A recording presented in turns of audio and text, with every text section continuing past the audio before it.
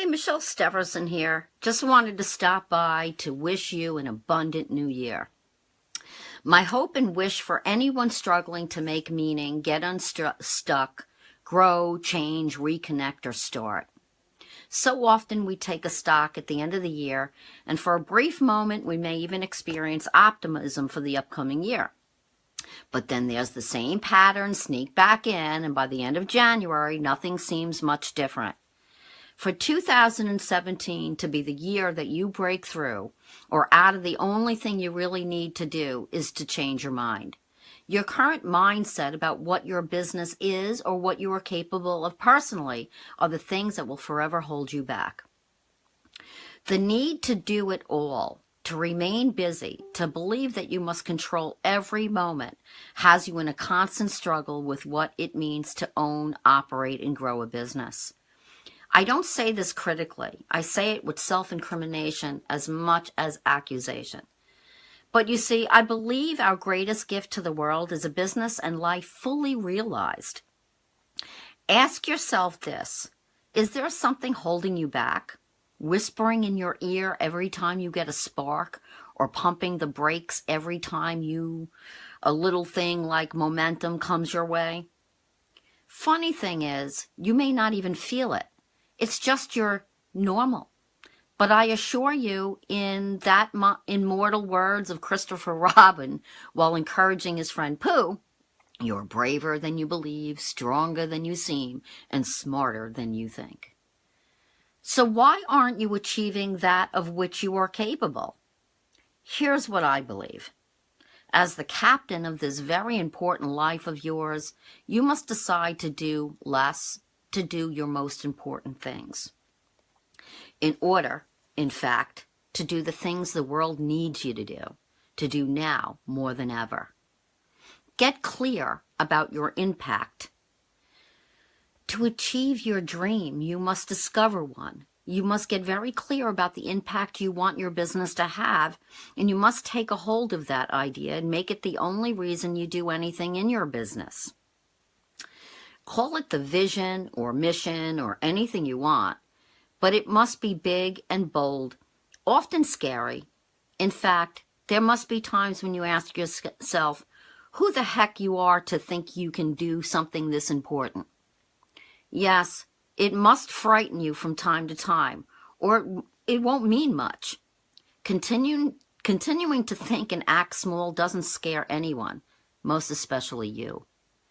You don't have to think of me as some call to right the injustices in every corner of the world, but you do need to make your little dent in something, and may I suggest that you probably know what it is.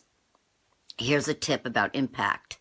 Your impact is measured not by what you do, but by what happens to other people when you do it. Find, keep, and hold your single idea, as it will drive you to achieve your brand of greatness. So let me ask you this: how will you make an impact on 2017? Commit to very few things. Once you own that big, audacious, driving idea, you'll be tempted to make a list of the 19 pressing projects you must tackle to achieve it. Here's the ironic thing, though, about your greatness. It's usually accomplished by focusing on a very small number of things and doing them exceptionally well, better than anyone else. Choose to do 2 to 3 priorities only and go to work on them every day. Sure, you may have to moonlight and do the work you've committed to do, but you must return day and night to the most important elements of your impact. So let me ask you this: what are your 2 or 3 highest priorities? Speak your story. Storytelling is how you recruit others to help you achieve your dream. It's how you attract ideal clients. It's how you bring excitement and meaning to the day-to-day work of your expertise. It's also one of the hottest leadership, marketing, and branding topics going these days, and with good reason. Stories simplify things. Stories cement ideas. Stories make us approachable. Stories illustrate ideals. Stories make us feel. The greatest way to create impact in the lives of those you serve is to make them feel something about themselves. How can you take your big idea, your limited number of priorities, and create a narrative you can convey everyone you meet, you can use to get your team engaged, you can share and reshare with your customers? Mind you, I don't mean that you should create a story. I mean that you must unearth your story and start shaping it for the world to hear. You must find your way of telling people about where you are going and why. Every good story has a relatable protagonist, a quest, and of course, a villain. If it's the right story, the real story, there's a good bet you'll feel self-conscious and uncomfortable sharing it at first. Stick with it, refine it, practice it, and pay attention to the moments or bits in the story that seem to spark nods of engagement. So let me ask you this. What will your new story sound like?